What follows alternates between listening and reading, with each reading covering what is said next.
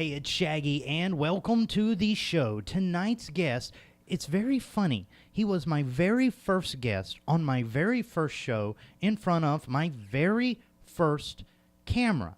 And to this day, people all over the country keep saying, when are you having him back? When are you having him back? Well, today, ladies and gentlemen, for the first time ever on the new show here live, I'll have him. Now, you know how we start the show each and every day. Roll the intro. Live from beautiful downtown Kahului, on the #1 island destination on planet Earth, the Valley Isle, Maui. From the Akaku studio at Halfway to Hell Plaza, it's live. And now, a man that's known far, but not wide. It's Shaggy! Hey, it's Shaggy. Welcome to the show for today. God, I am so excited. Joining me in the studio for the first time in my new palatial estate. Ladies and gentlemen, give it up for Kanoa! Wow, there's no applause. How's it going, everybody? How y'all doing? Oh my God. I see you're still keeping with the toys, man. Technology always moves, so you got to move with technology. You know what I'm saying? Like, seriously, by the end of this show, yeah. I'm going to be a little traumatized, I think. Yeah, I think there's a lot of audio. It's going to be a lot of ear candy going on. Just saying. You know, and see, that's the funny thing is because, and I've told you this time and time again, you are like a kid in a candy store with music. Yes. You really are. Yes. Like, what is the latest? Because the last time I saw you, you had a bunch of wires and blinking lights and everything, and I'm going, this guy is building a nuclear reactor. What is it that you're doing these days with audio? I've been actually working with a program called Ableton Live, and I've been like really digging myself into it, and been using with the band, also with myself. So the live looping experience of the Kanoa show is kind of changing. It's always gonna evolve. I think, the more you dabble in and you learn about stuff, like with anything, you read a book, then it's like, wow, this book's awesome. Who wrote that book? Oh, that person. He wrote another book too. Let's read that book too. So you end up constantly evolving and learning more and more about what you're interested in. And I'm very interested in sound and sound design, and I'm interested in people. So just people trying to make that connection with people and sound design is just it's an amazing thing now. Like for myself anyway, I feel really blessed. Well, so. For most artists, we say that this is their canvas, and for you, you're one of the few people that I actually consider, one, an artist, and two, you actually work with the entire canvas of sound. In your live shows, I even know from like past experience and from obviously the new tech that you've got sitting on my desk here, you're a person that likes to kind of experiment with noises as being musical elements as well. Absolutely. Are you moving more in an electronic direction in your experimentation? Oh, absolutely. I think, and I mean, I've been into EDM before it was even called EDM. Like, I've been into electronic music for years, and there's so many subgenres, and everybody's making up their own subgenres. And I always had this dream, and I mean, correct me if I'm wrong, but I think it's a good dream. Anyways, I always wanted to make up my own genre, or like make up my own type of music. That I mean, like, it sounds kind of radical, but like, I feel as if there's a lot of information every day that goes along. And like every minute that goes by, there's somebody that figured out something, and I like to be a part of that. I think I'm blessed enough to know the tools that I need to move forward and do that. Yeah, but we're talking about countless thousands of years of human civilization, right, experimenting with every sort of mechanical-based right, instrument out there. Right. How do you anticipate what you're calling new music? This new music. How are you anticipating that's going to come about? Well, just letting go. I think the only way you can move forward in anything in life in general is if you make mistakes and actually come into it and accepting it. We all made mistakes in this world. Like, everybody has. But, and I'm not being judgmental in any way, but the people who actually like hold on to their mistakes and glorify it, if I should say, they don't move forward. The guys who take the mistakes they move forward. Burn your fingers if you're making a light bulb. Next time I won't do that anymore, and maybe I can learn more from that. And you excel. So I always believe that there's a higher being out there that actually knows a lot about stuff, and the only way he got really great was making all these mistakes. Wow. So when we talk about mistakes, looking at just your career, because trust me, private lives, there's a reason I'm dressed like this. We have all made mistakes in life. Okay? But professionally, I like to think that I've been pretty much on an even keel. For you professionally, what would you say is one of your biggest mistakes that you're still learning from? Well, and it's funny because I'm actually using the word mistake. I actually should use the word mishap, because mistake sounds like really bad. Like, oh my God, you made a mistake. Now, a mishap is not that bad. I've made many mishaps. How do you differentiate the two? Like, what would you say is a mistake versus what is a mishap? Mishap is a mistake, but it's a term that I use just so it doesn't sound so bad to me. It might seem a little like storybook to you, or like little soft, but I had a mishap. I didn't start a disaster. But I think if you use it in that sense, you're not gonna get down on yourself that hard. A mistake sounds so bad. So when you tell yourself that it's a mistake versus a mishap, is there a real gut feeling difference in you? Oh yeah. I try to, especially lately in my life, I've been trying to surround myself with good things and positive things, and I know there's gonna be room for the negative. You gotta leave room for the negative just so you can have enough room for the positive to kick it out. So, just recognizing the negative too makes it really good. I'm getting really deep here. No, it's okay. This show sometimes, and especially its host, we're deep. But people, it seems to me, especially when you're in an artistic endeavor, that people do seem to dwell more on their mistakes in the early part of their career. And when they really find their voice and everything, then the mistakes are mishaps. They're crazy random happenstance. They're not. Are you at that point of your career where you're starting to feel comfortable in your own skin? Absolutely. Absolutely. And that's the thing. My views from before, and I can be honest, my views from before, I'd be like, I'm going to go on stage and rip it and be like, her, and anybody that comes up after me or whatever, seriously. I'm being totally honest. I would be the go-getter. Oh yeah, I'm gonna. Blah. I'm still a go-getter, but my intentions have changed. Oh, well, what are your intentions now? My intentions are not to have too much intentions. Really? Sometimes when you expect too much expectations, that's the word. My intentions is to not have that much expectations. When you have expectations, you end up beating yourself up, and you feel as if you haven't accomplished what you've done, what you needed to do. Now, like you said earlier about the mishaps in my career, I feel like I've been doing the same thing for a little while, and the only way you learn stuff is if you either learn from the mistake and move on, and also, the way I look at it now is I'll make the mistake and I won't do the same thing over and over again, because it causes insanity. And when insanity comes around, that means you're doing the same thing over and over again and you're not getting anything accomplished. Try something different. Look at different angles. That's why I love this new studio. You like all the angles that you could look at, huh? It's the whole angles, and you're doing something that it's set for you. Yeah. The funny thing is you remember when I first did the Shaggy Live show. Right. You were my very first guest ever. Right. Do you think things have changed since that day? Oh, absolutely. I mean, I think and I'd go through it too. I started the Kanoa show, and now I'm actually looking at it as being a little bit more better. So I had to get, and honestly, you gotta look at it this way: you gotta get better things to get your point across sometimes, and you have things that work for you, and it's working really nice. And I gotta say, it's working really nice. Seriously. I mean, anytime you want to, because there's a couple of times in a year I'll take trips. You can just come in here.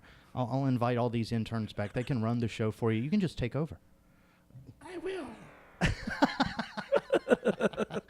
Well, okay, before we, because I really do kind of want to play around and show just show off, I guess, so you could say. But before we get there, earlier we were talking about how in the young part of your career you were gung ho and you were just raw, let's go get them. But you were the front man for a band, and typically, especially being somebody that did a format like rock music, the front man has to be the ego of the band. You have to be the biggest one in the room, you know? Right. Did you ever feel compelled? Like, because you do. You play many roles in many bands. Sometimes you're a front man. Sometimes you're way in the back. Sometimes you're hidden behind a drum kit. Right. Do you find that your attitude towards the performance changes when you're front man versus backline? Basically, what it comes down to, and what camera can I look at? You can look into this one. I'll look at this camera, okay. Basically, what it comes down to is for you, the audience, I'm going to give you all that I can give. It doesn't matter what it is. Like, honestly, if I can set a mark of happiness and be a part of your good day, that's good enough for me. I don't have to prove anything to you all. I don't have to do anything differently. And it will show. Like, before when I was feeling that way, I just felt like I had to have people listen to me. Now, I have no expectation. If you feel good and you're having a good day because of something that I've been doing, I'm a helper in your life. You could call it a shaman in a sense. Oh. Like, you know, it's nothing about any glorification for myself. I take no glorification for myself. So just like this network here over at Akaku, you're a public service. I am. I am a public service for people who are in need. Help. Do you ever have somebody come up to you? And I know I've done it before. I've just been like, man, I was really feeling this song. But do you have people coming up to you after your performance and then going, you know what? Damn it, today I needed that. Absolutely. I've been saying absolutely a lot. But, yeah, that's the word to say. I mean, lately, too, it's been, since I've understood the roads that I've traveled and went to the things that I've done, I understand where everybody's coming from when it comes down to it. And that's why whatever you give me, I give you right back. Excuse my language here. Hey, it's okay. It's okay. We all have frogs around here. Yeah, exactly. That's why we have Maui invasive species right outside of the studio. During the break, they're going to come in here, get rid of all the frogs. Okay. But, when you're in the front man position, though, do you feel compelled to be a little bit more showy? Do you feel Sorry, compelled? I didn't even answer your question with that. Okay. It's okay. Yeah, dude, seriously, after all of these years, how many years have we done this? So it's like 7 years. Oh, wow, yeah. Wow. 2006 was my first show, in fact. Right. With the flip cams. Yeah. Flip cams. Ooh. So many people had such a hard time thinking that I put together the show with just a little video. But, yeah. Oh, yeah. You know what you're doing. Well, you do, too. And do you notice that since the change, because I remember you with the first time that I met you, frontman of Go Mega, but then I kept hearing all these rumblings about that, man, this guy actually does a little bit of everything. And over the years, I've found that this approach everything kind of lifestyle that you have, would you say that that's just as big of a part of your personal life as it is your professional life, this need to grow and to learn? Yeah, definitely. In my relationship with my family, my fiance, everything, like, in order to get things straight and correct, there needs to be some understanding going on. And if you can explain yourself and explain exactly what you need or want, there's two things you can do. If I explain to you, hey, I don't like what you're doing, there's two things you can do. You can agree with me or not agree with me. But that's one thing that I don't have control of. I don't have control of your thought. I don't have control of your will. But I just have to understand it myself. That if I let myself tell you what I feel, that's good for me. You can be totally, you can do whatever you want with that. But that's just straight up what it is for me. And like you, let me answer your question from earlier though. Oh yeah, it's only been like 5 minutes or so. I know, it's so funny. Can we rewind? No. Wheel up, yeah. Anyways, sorry I had to do that. It just came up to me. Anyways, yeah, I think especially like with different music, there's a lifestyle to it. And totally understanding the lifestyle to it, it makes it a little more interesting, especially for myself because I like to dabble in all of that. For instance, I can play rock all I want, play metal at all I want. And I'll play in a band. And if I'm playing for a crowd of people, the guys who really listen to that type of music will understand if I understand that type of music or I don't. Little things like, for instance, there's a band back in the day here, and I still love them, and they don't play out that much. Brothers just moved back. Entity Awakened. I think Maui's one of Maui's better metal bands. It's really, really awesome. Anyways, you listen to their music, and when they're playing live, the guys who listen to that type of music, the metal music, they'll look at it and be like, wow, yeah, they're actually listening to that type of music. They got like little hints of like Pantera in it or, whatever it may be. And that's what you want to respect. Any place you go in your life, you want to respect your surroundings. So that's where I come from on that. With different things that I do, say it's the rock stuff, I'll be edgier. I'll be a little bit more. But I know my boundary on it. If I'm playing a reggae show, I know what to do. I won't like take the same metal lifestyle thing and be like, rah, rah, rah. Yeah. No, I can't do that in a reggae show and I'll get back to this one. But that's one of those things where it's like there's time and place and there's ways that you can be tactful without being like trying too hard, if you could say. Well, that's just it. Is as a guy in a band, especially a band here on Maui, you're part promoter, you're part record rep, you're part management, and then you still have to learn, write, produce, make, and perform music. Like, is there ever a point in your day where you're going, as much as I like to express myself, screw this, I'm getting a job at Burger King? No. It's worth every moment. And even if I'm not making anything, like, I don't care. Like, honestly, I don't care because of the mere fact that I'm helping people out, like I said earlier. So it helps out. Yeah, totally helps out. But is this therapy for also you as well? Do you find that you start pursuing more and more creative endeavors the more stressed and worried you get in your everyday life? It's a yes or no answer. The yes part is, yeah, it is therapy. I need it. I'm a fiend for music and sound. You know what I'm saying? Yeah. Yeah. And then the no part is that, I can say yes or no to things. Like, and sometimes I put myself out there too much. And now I'm finally realizing that I can actually say yes or no. Wow. Like, and that's the hardest thing too, is like, you want to make everybody happy, but then in the long run, if my voice goes out, if I'm not feeling good and these other people got pleased, but I didn't, like, I'm not going to hurt myself. But you are, when you're in that position of not only being the front man, the promoter, the record rep, the agent, and the booking, you're I've been asking for help lately, so that's cool. Oh, that's great. Yeah. I have too, and they told me it takes a 12-step program to quit this job. Ooh, rehab begins next week. But, ouch. But just, when we're talking about all of these things, and especially when you're talking about expression and stuff like that, and having the ability to say yes and to say no, people don't know that when you come from the background of being a one-man management music-making machine, you're compelled constantly to say yes. Mm-hmm. When, because I need to know this in my life, when do you learn that enough is enough, and then as an entertainer, you need to make sure that you're able to continue entertaining versus doing a show and just risking everything? Right. How do you know that line? See, that's the question. Ask yourself what the risk is. What is the risk? Because if you can really look at the risk and break it down just a little, it's not as bad as you think it is. People will still love you. People will still care about you. But if you say no, that's a way more honest answer than saying yes and not giving your whole. Wow. Right? I didn't want to do this, but damn, this show got deep.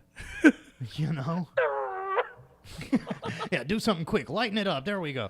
You got kind of deep there. Yeah. What was that, a CB radio there? charge. And see, this is how you can tell somebody actually loves their craft. You experience joy from doing music and from doing just noises and stuff to other people. Would you say that this is a part of you that, with me, the hairline is the clue that I'm an adult? Wow. Oh, yeah, and this white beard. Yeah, that's mine. But would you say that this playfulness is the part of you that never grew up? It will never judge me. Really? It will never judge me at all. That's one thing that I love about music. And I'm getting more deep. I'm sorry if I'm getting more deep. Oh, it's okay. It might get a little... Nah, I'm not. I'm going to try and be really, like smart about it, but... On this show, do not try to be smart. God help you. I don't want to offend anybody this way because everybody has their own beliefs. And I'm not here trying to, like, push my belief on anybody. Like, honestly, I don't. All I want is just for people to feel better and good about themselves and, just be happy. But music like God, that's how I'm saying it. Music like God will never judge me, will never expect anything from me, will never hurt me, and will always listen to me whenever I need somebody to listen to. And I embrace that fact. It's heavy to look at it because of the fact that, like, you get friends and people that come in and out of your life, especially being a musician and being a social figure. They'll come in, they'll be like, "Hey man, what's up? How's it going, man? Can I blah blah blah blah blah blah blah blah blah blah?" You do an event for the people or the person, and after that, they never even come around. They don't even come around and, like, say hi or anything, and they end up being, like, very judgmental, which that wasn't my intent or my expectation to all of that. But in the long run, I know that I keep my circle kind of tight now. I don't, like, not saying that I'm a mean person or anything, but I just... You're like the mean girl now. You're going, you can't sit with us. No, yeah, well... You're Gretchen Wiener. The door is always open. You can sit, but, like, my expectation, your expectation and my expectation is going to be totally different. But where I'm getting at is that, like, I have to give back to what I have. I have to give back to music because of the mere fact that it's always been there for me. No matter what happened in my life, like, it's always been there for me. So. And see, that's one thing that people usually don't understand about creative types. And I go through this too. There are times, especially when it's time for me to take a vacation, because they literally force me out of the doors here sometimes. Right. When it's time for me to take vacation, I find that my mind is never at ease until I'm doing what I love. And broadcasting, making media, doing all of this crazy hokey stuff that I do, this is my release. Right. This is what keeps me centered with the world. And it seems like with you, music is the center of your world. Yeah. And that's the thing too. I got to take this time out to actually thank and give my love out to my family, because I've been doing this for years, and I know they want more for me, because any parent or any sibling will want the best for you. And they understand it now. They totally understand it. So I'd like to send my aloha to my family for supporting me throughout the years. And I also like to send out my support and love to everybody that's around me. I love my fiance, and thank you for putting up with me. Sometimes it's hard where we got to do stuff, but then I got to do things too. So I appreciate the patience and the love. And everybody else that's in my ring that, like, and I will let anybody in my ring. I'm not saying that I'm a mean person. I just can't sit with us. You can't sit with us. What are you wearing? Jogging pants? I'm just really grateful for everything. And it does. It seems like now at this point of your life, instead of a lot of frustration, especially around performance, because nobody understands just how mentally and physically taxing getting ready for and doing a performance and then breaking down and cleaning up after that performance is on somebody. You seem to be a lot more at peace. When did this happen? When I realized that I was getting down on myself a little too hard.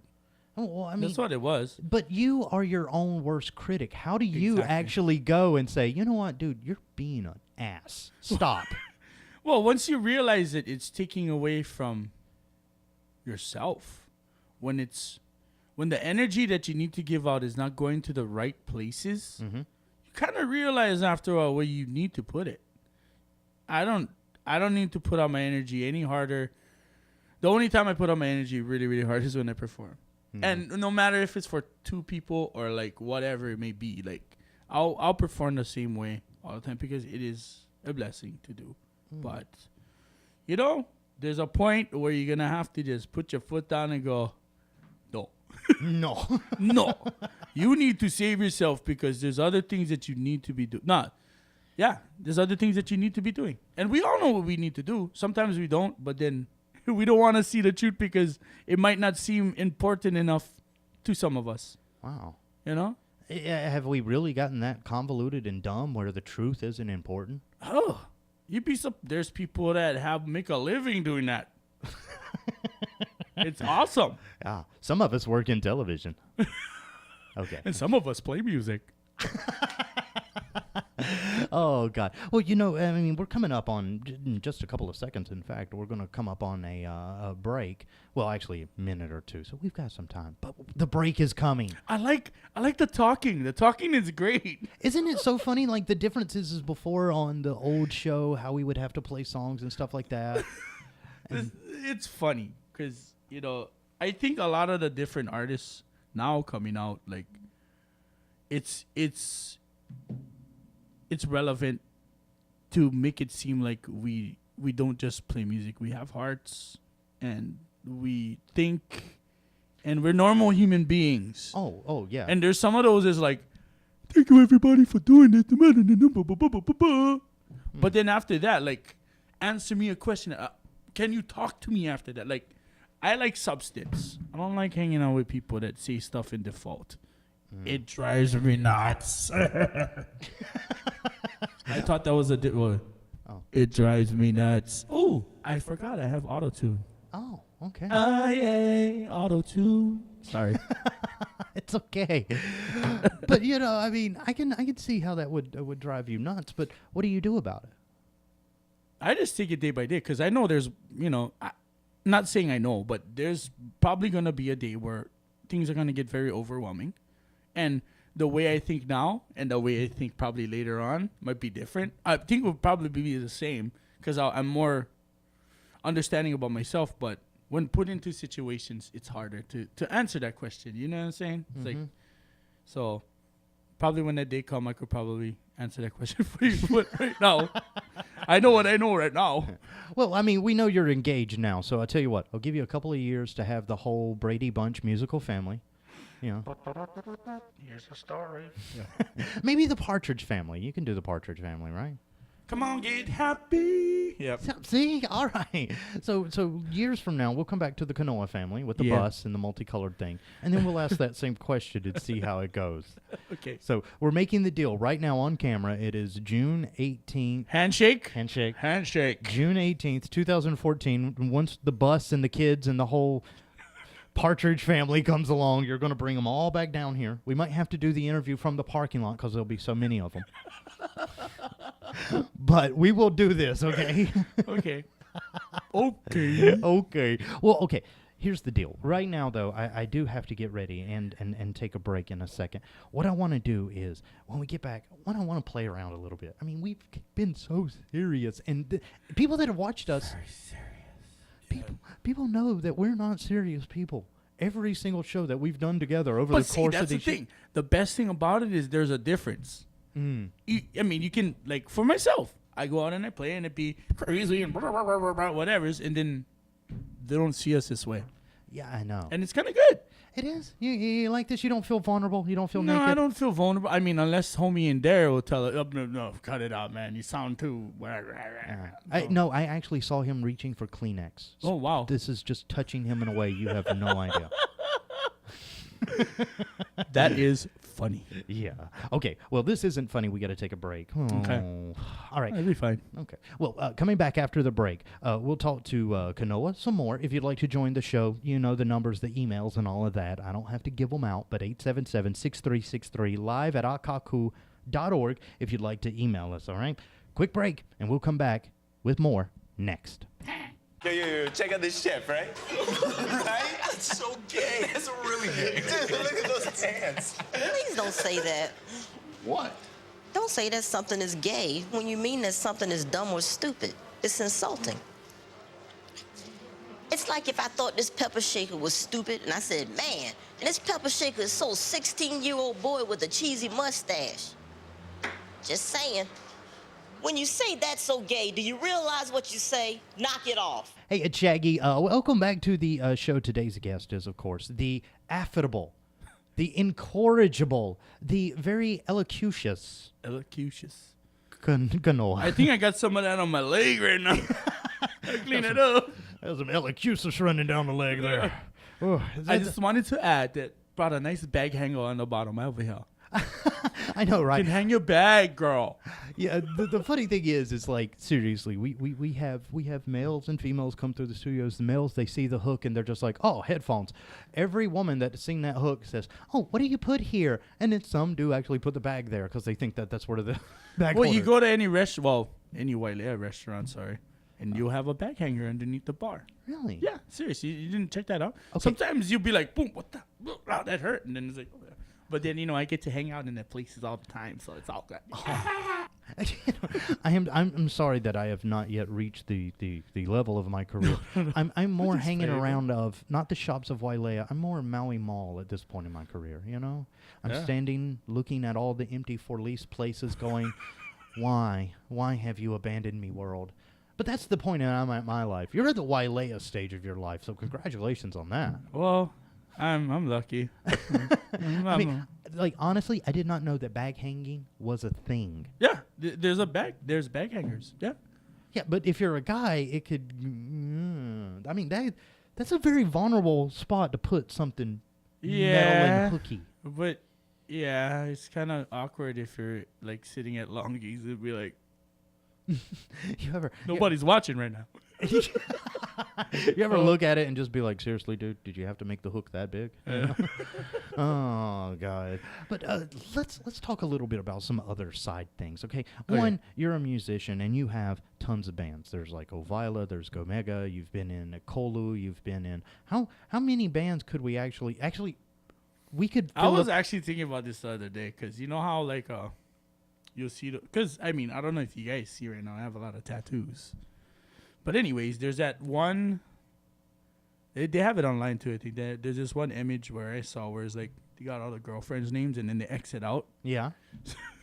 So you were thinking about taking a picture and Xing out all of the band names? No, I don't like tattooing like the bands that I play with. Like, I'm just playing. I'm just playing. But honestly, as many times as you've played with different bands and stuff, you would run out of skin pretty quick. Start on my face. Yeah. Just so, it's Maori. It's like, no, it's not Maori. This is touring. Yeah. Yeah. This is tour dates and yeah. I'm no longer with these bands anymore. How many bands are you currently with? Actually, I scaled down. So I've been concentrating more on my solo stuff, but really concentrating on Gomega. Well, you're very lucky in the fact that the woman that you're engaged to, one, puts up with you. Yeah. Go. I mean, because I know what a difficult bastard you are. So, yeah, I am. Yeah. Every day I'm praying for her sanity. But not only that, you guys actually create music together. Is that like a part of the relationship that you actually is that on the table when you're having arguments? Well, like for me, it's you didn't take out the trash. For you, it's like you didn't hold the C note long enough. No, actually, that's funny you say. I mean, that's one thing that I didn't want in my relationship. I didn't want to, not saying I'm not helpful, I want her to get her own career. And like, I don't want her to stand in the shadows of what I do because she does very well. She writes way better than I do. Oh, I mean, not only that because of her grammar, but it's just my grammar is. I'm honest. Hey, my grammar sucks sometimes, but, but she's great at it, and like I want her to shine. And she, with being with me, like she knows what to do. We do play gigs together, and I mean, we play around and just play music, but at home we don't even talk. Well, I talk music. I'm negligent to talk music, but we don't even like bust out the guitar or even play it. For a minute, I had a mental image of you guys going home and not talking. Just be like, "Well, we're here. I'll see you tomorrow." Nah, we have cats too, so we have a lot of fun with our cats. And yeah, I know, sorry, but yeah, we do. We have a relationship, so we do have that. Oh, baby, you didn't put out the garbage. Yeah, it's fine. It's totally fine. It's good. But you know, the thing is too is like with me, and then oh God, this is gonna suck. I actually had to have the talk with my wife before we got married. No. You know, the talk where it's like, I don't know how to explain to you this, but I'm kind of married to my work. And Oh yeah. you know, and you have to tell them. And she's the one that brought it up the first time. She's like, I understand that I'm entering into a relationship with a guy that already has a relationship. It's not with a person, it's with a craft. Did you ever, in any stage of this, because I know you're not married yet, I can tell you, though, on this side of things, wonderful. But, Keep going. okay, take your notes. All right. But when you're approaching the marriage, do you ever see it as cheating on music?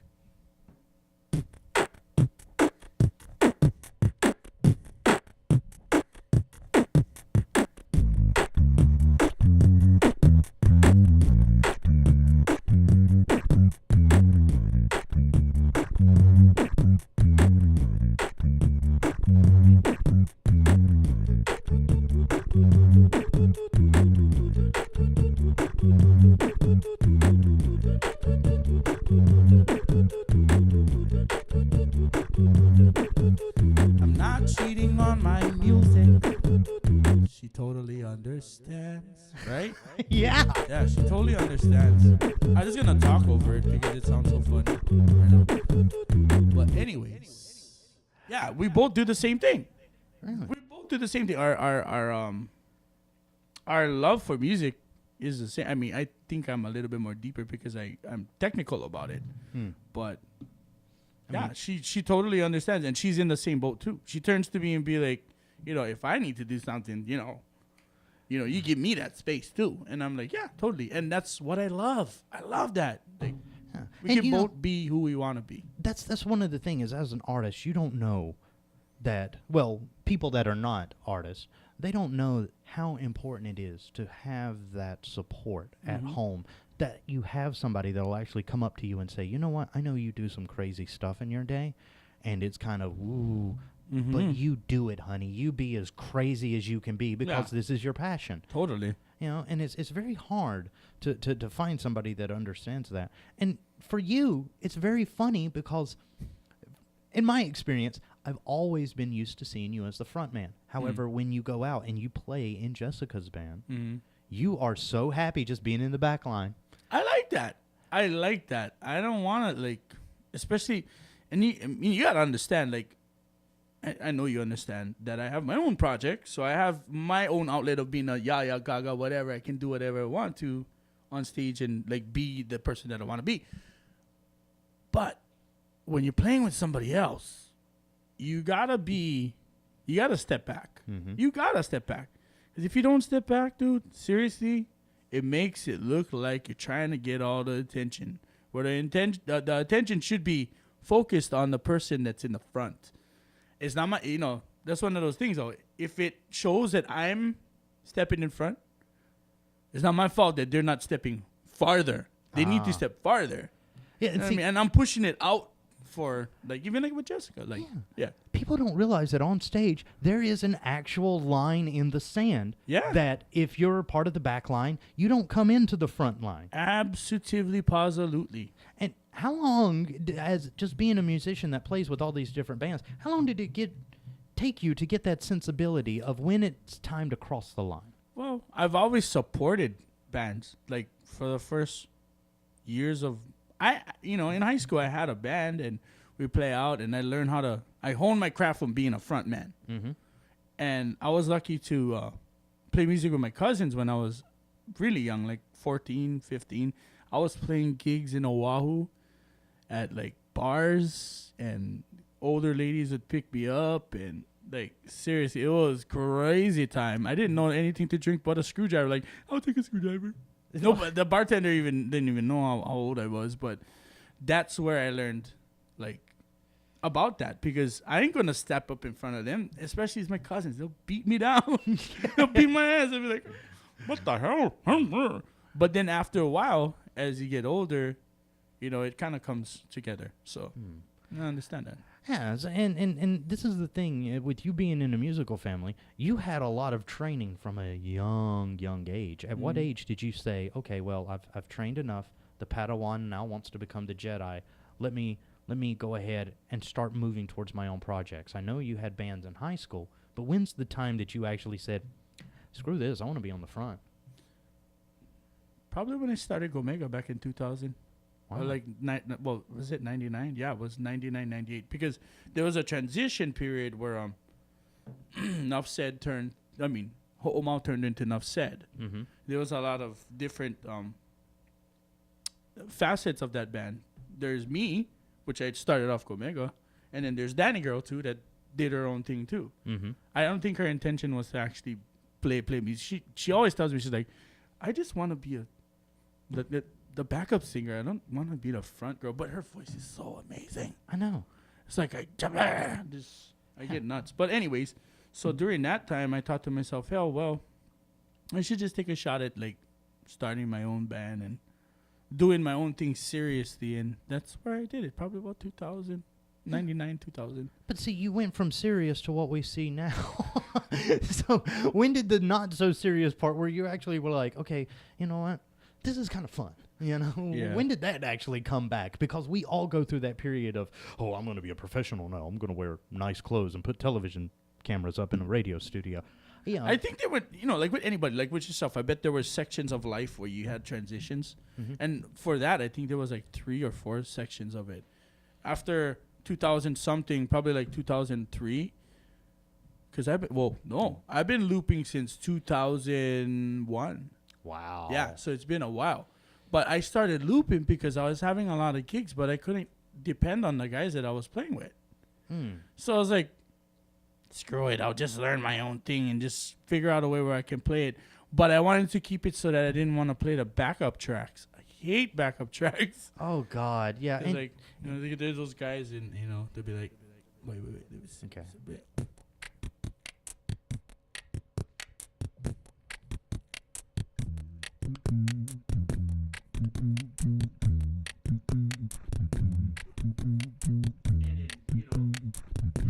You'll totally go to like, you go watch people play music and they're playing the backtracks. I mean, I have nothing wrong with it. Like, don't get me wrong, but like, that was just my own personal thing. The backup track thing wasn't for me. That's all I'm saying.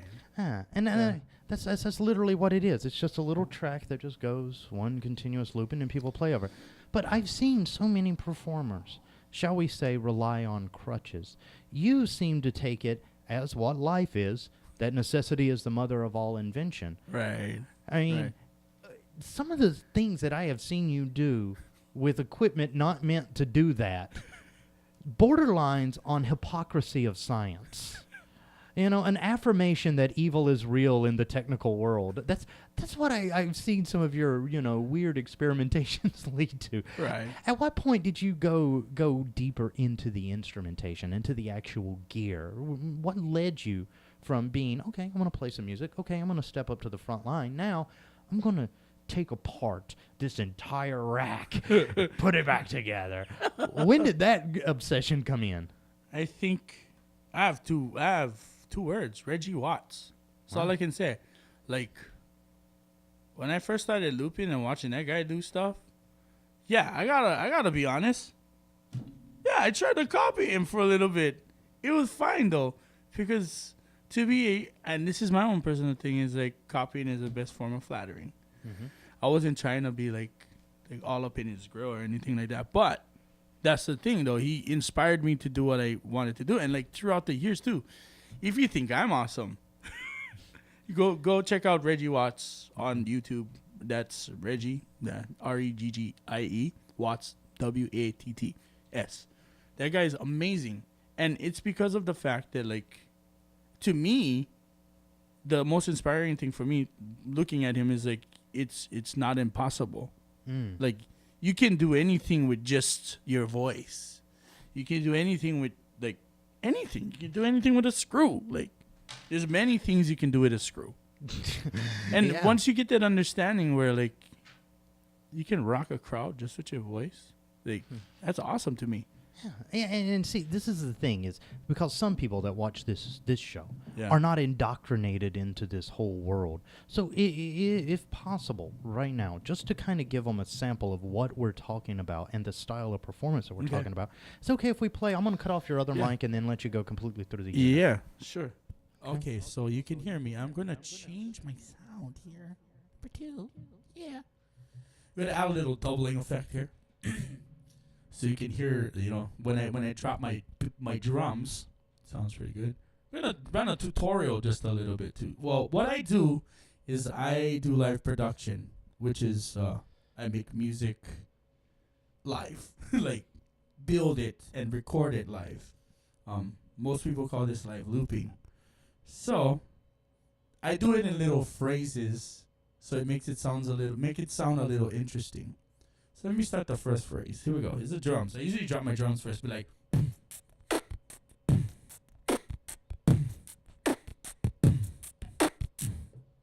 Oh, it's not working. We'll try it again one more time. Here we go. 1, 2, 3, 4, 5, 6, 7. Kick it.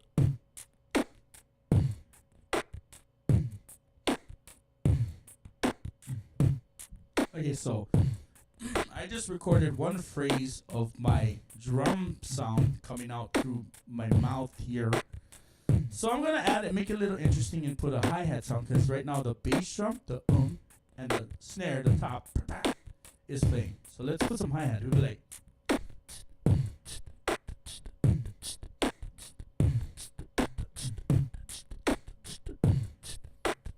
Okay, next up to bat. I'm going to do my first phrase. This song has 2 parts. So I'm going to lay the bass line down. Lay the bass line down. Here we go.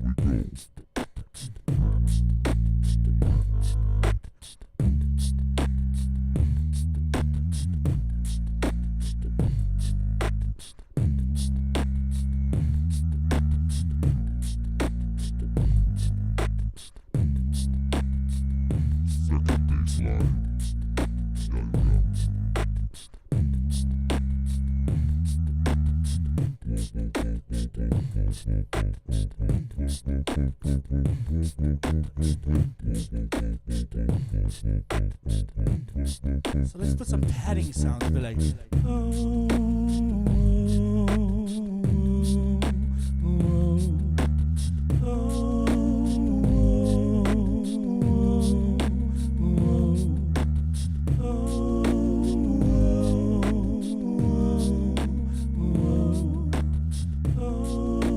okay, so we got that part. Let's do the second phrase.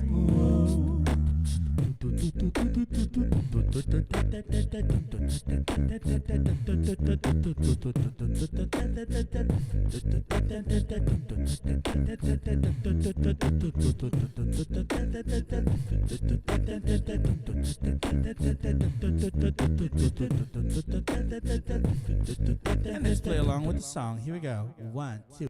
I've been hustling, making my way, even though it gets tougher each and every day. And I appreciate you now. I'll just keep hustling till the end of the day. Your love lets me know I'll be okay, cause this is where I belong now. Yeah. I'll make it through, I'll make it fine. Make it through just one more time. I'm making through breakthrough, yeah. I'll make it through, I'll come out strong. Got to keep on moving on. I'm making through breakthrough, yeah. What time, y'all? We go. So hard making a living, try to earn my keep. Trouble spinning around, so I'm losing feet. When the curtain falls and the trouble's small, and I don't have trouble at all. Yes, you know it's my life. I'm going where the going gets tough. I get pushed around, but I still get up. Keep my head up high, baby, you know why. The sky's the limit and I'm ready to fly. Make it through, I'll make it right. Make it through just one more time. I'm making it through the breakthrough, yeah. I'll make it through, I'll come out strong. Got to keep on moving on. I'm making through the breakthrough. Wow. Thank you very much, Joe. And that was live looping. Thank you. Yeah, and this is the thing too. It's like, man, when you do something like that, Well, you're literally building the music piece by piece by piece. Right. I look at music differently now. From when I started looping, I look at music totally differently. And it's better for production. Like if you want to write a song, you see things in you see things in parts and see how long it is. Like you can write faster. That's just my own, the thing that I learned throughout my career with this thing here. How long have you been playing on these? This is a newer one. Well, I have another newer one that I bought. Oh my God! But you are definitely an addict. I am an addict. You're gonna need a 12-step program, just like I do. You know what though? Actually, I'm pretty good at it. You would think that I would like spend a lot of time on Amazon or stuff like that just to look at gear and stuff, but actually, I'm pretty good at it.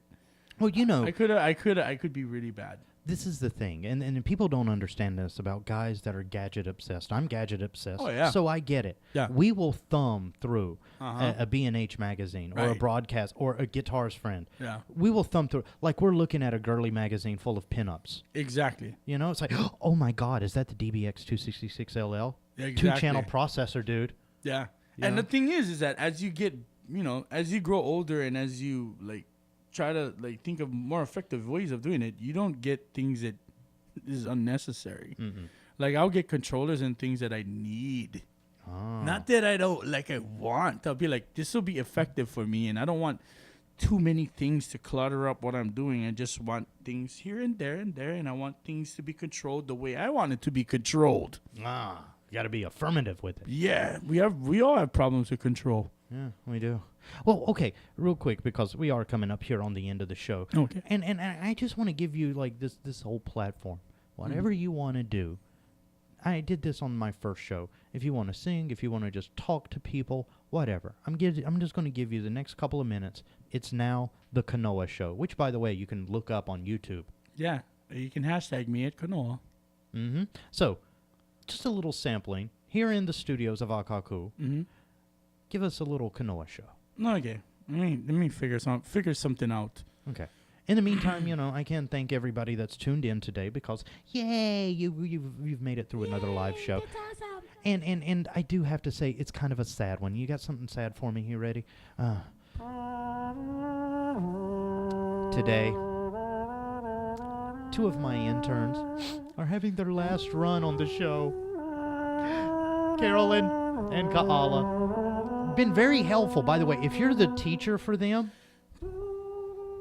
give them some sort of raise. You should pay them to come to class. They're that great. All right. But today is the last day. So I have to say, from everybody here, all of the crazy staff, to our interns, thank you so much for all the great work. I'm seriously going to shed a tear when they leave. Aww. I love these guys, man. But okay, the show's yours. Take it away. The show is mine. That's a scary thing to say. Oh, here we go. That's what happens when phones ring. I'll just play the phone ring. Let's loop it.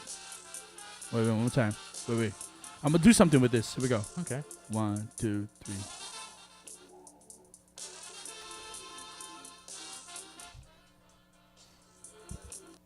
Ouch. I can just do it the other way. 1, 2, 3. Here we go.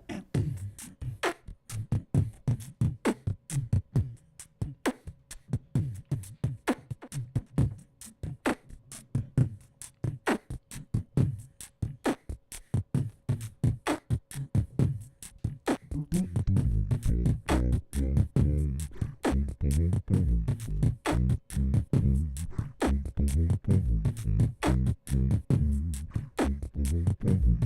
you.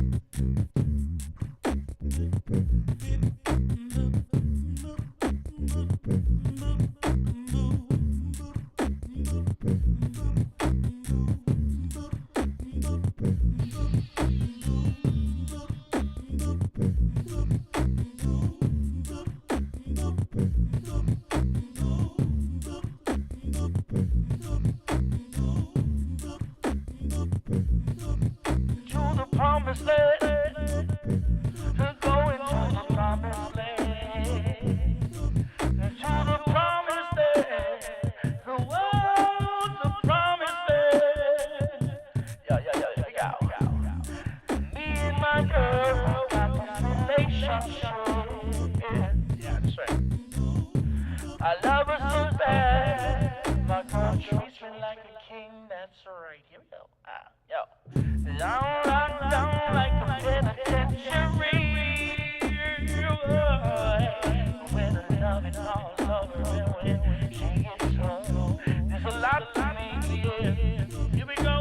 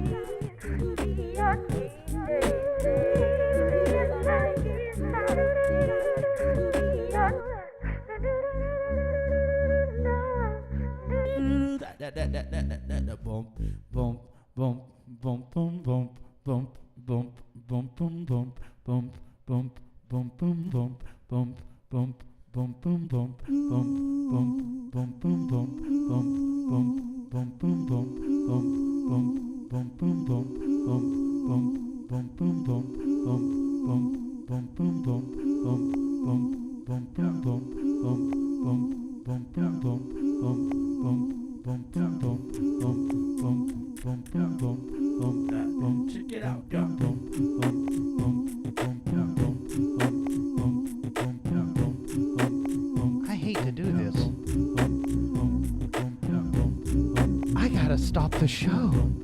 This has been so interesting, though, man. Kanoa, I gotta say, thank you for coming in again, man. No problem, dude. No, man. I hope it wasn't boring. Are you kidding me? I could have just let the show go on all night, but we can't do that. So I gotta say, big thank you for everybody watching, and tune in for tomorrow's show when we'll have another guest and God knows what else. Kanoa, can I invite you back sometime?